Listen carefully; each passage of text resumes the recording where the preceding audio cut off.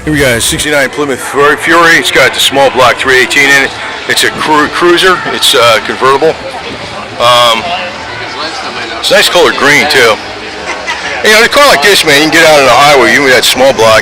Thing is geared and it's got I think 230 horse in it or something.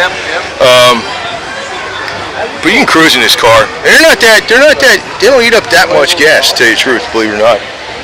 Even without the electronic ignition and management system, the 318 could move this car pretty good for, you know, probably get about 17, 18 on the highway or something like that.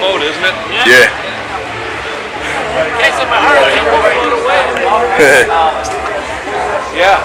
Got the dual antennas, rake back, white walls, very straight body. And you got your cheetah dice. I like that better than the fuzzy dice. Cheetah dice there in the window. It's cool. I remember driving when I was in high school.